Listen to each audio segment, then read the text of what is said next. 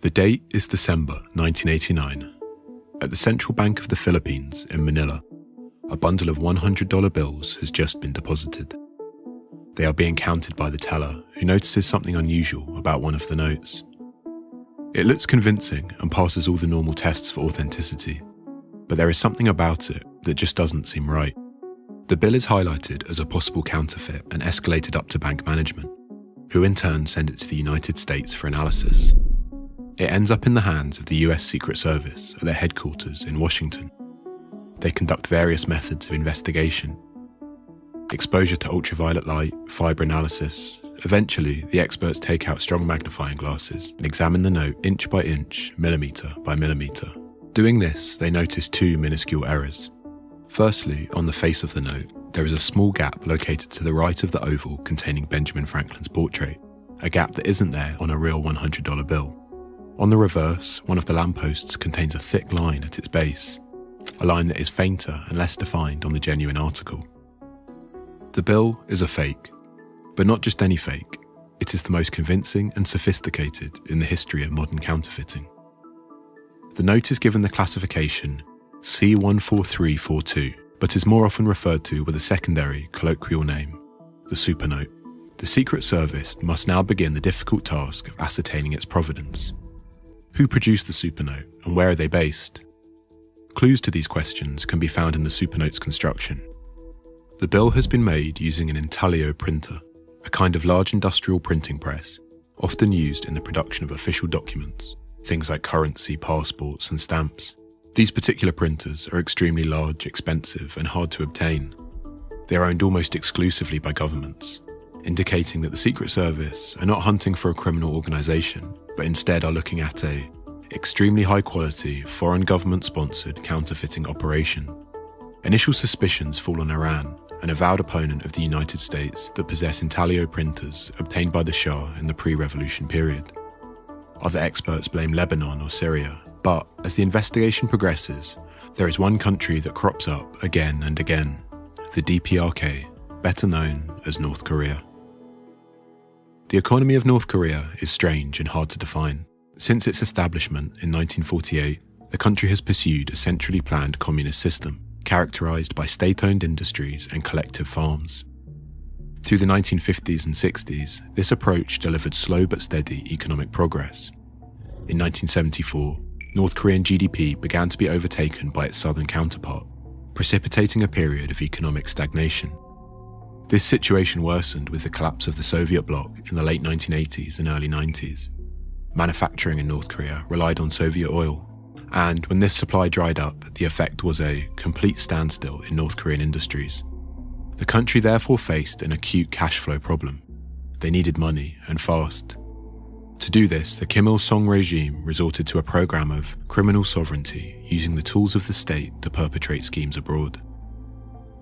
These schemes are orchestrated at the highest levels, directed by the supreme leader and conducted primarily through a shadowy organisation known as Office 39.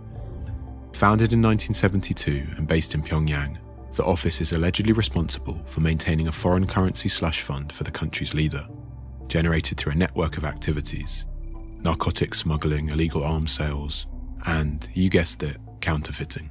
Following the initial discovery of the supernote in 1989, cases of North Korean counterfeiting began to shoot up. Early instances were marked by the involvement of diplomatic or intelligence personnel.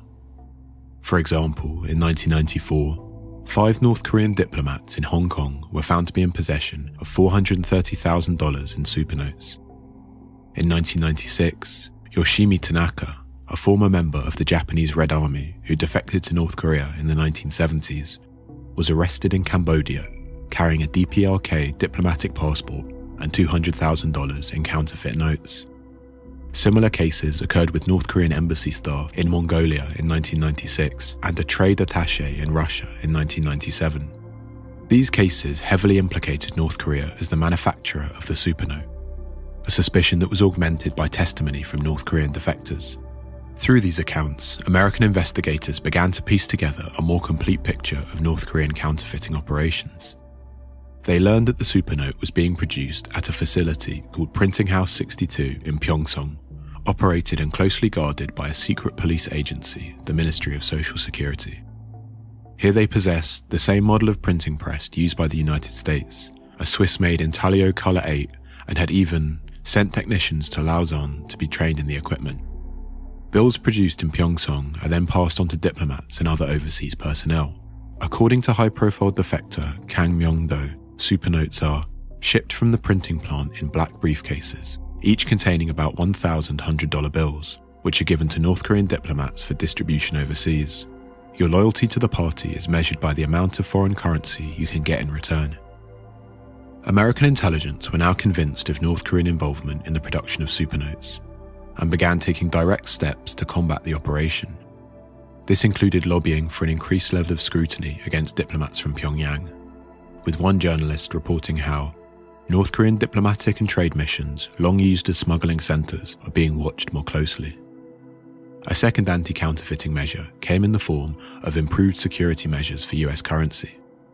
In 1996, the Treasury introduced a redesigned $100 bill. The big head note, as the design was sometimes called in reference to the new portrait of Benjamin Franklin, used optically variable ink to produce a colour-shifting numeral in the right-hand corner.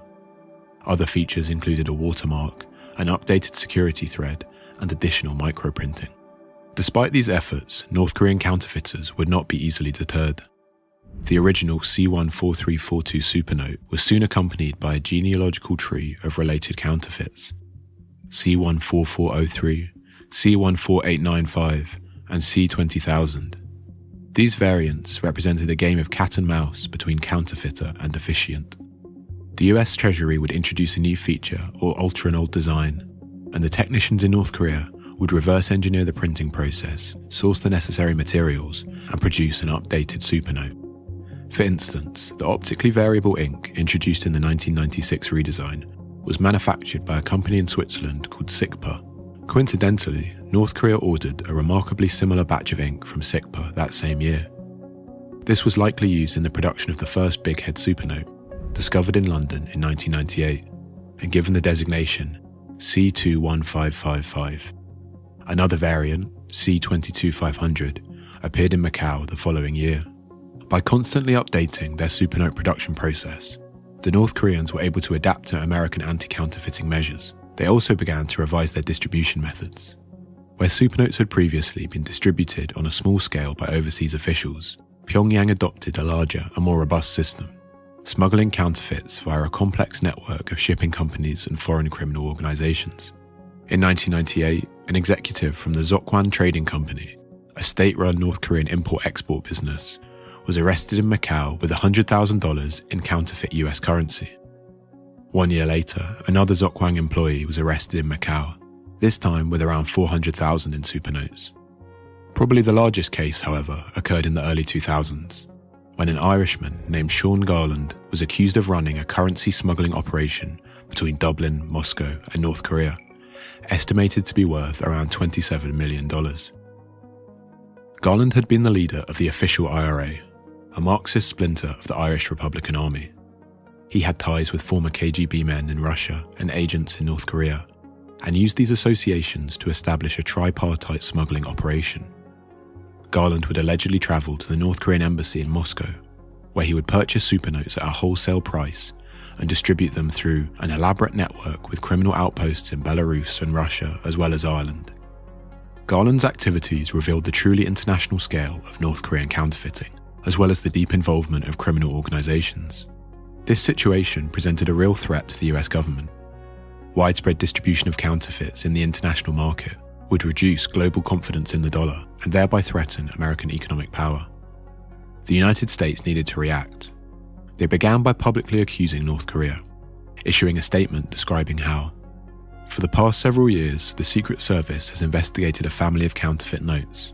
The sophisticated techniques utilized in the production of this family is evidence of a well-funded ongoing criminal enterprise with a significant scientific and technical component. This family of counterfeit notes is emanating from North Korea. Alongside this public declaration, US security services began to plan a series of large-scale sting operations, codenamed Royal Charm on the East Coast and Smoking Dragon on the West. Undercover FBI officers made contact with smuggling gangs, mainly based in China and Taiwan, and ordered large shipments of counterfeit currency, which were seized upon arrival in New Jersey and Los Angeles. In order to carry out arrests, agents invented an elaborate ruse designed to draw suspects onto United States soil. They were invited to a wedding aboard a yacht, docked near Atlantic City, New Jersey. They were sent real invitations, but the wedding was fake. When several of the individuals showed up for transportation to the ceremony, they were promptly arrested. These operations were followed by a US crackdown in the global banking sector. Throughout their investigations, the Secret Service had identified Macau as a key destination for supernotes, which were allegedly being laundered through banks located in the Special Administrative Region. In 2005, one such institution, Banco Delta Asia, was singled out as a primary money laundering concern. The US Treasury ordered all American companies and financial organizations to cut ties with the bank, a decision that led to the freezing of several key overseas accounts belonging to members of North Korea's ruling elite. A further blow to supernote manufacture came in 2013, when the US Treasury introduced a redesigned $100 bill into circulation. These new notes contained a series of updated anti-counterfeiting features, color-shifting panels, a 3D security ribbon, and microprinting, with official documentation relating how it only takes a few seconds to check the new $100 note and know it's real. No new supernote variants have been discovered since 2008, and discoveries of supernotes already in circulation have been declining year on year. This is not surprising. America's anti-counterfeiting campaign transformed the production of supernotes into an expensive and risky enterprise, one that may no longer be profitable for the regime. For the last decade, North Korea's largest area of criminal activity has, instead, been in the realm of cybercrime. In 2016, a state-sponsored hacking group in Pyongyang drained $951 million from Bangladesh's central bank. Recent cyber attacks have become more sophisticated. In 2022, North Korean hackers successfully stole $620 million worth of funds from Axie Infinity, an online game based on cryptocurrency. This heist, one of the largest of its kind in history, was confirmed by the FBI, which pledged to continue to expose and combat North Korea's use of illicit activities, including cryptocurrency theft, to generate revenue for the regime. As financial systems have become digitized, it would seem that North Korean criminal activities have followed suit. The analog and outdated practice of counterfeiting has been eclipsed as a profitable criminal enterprise by new ventures in cybercrime, bringing an end to North Korea's long and notorious supernote operation. Of course, we can't be entirely sure that this is the case.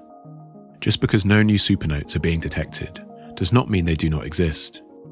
Pyongyang may still be counterfeiting, and these new counterfeits may be so convincing that their presence is yet to be recognized. As one expert has written, the first possibility is that they got out of the game. The second is that they got even better at it, and we just haven't caught them yet.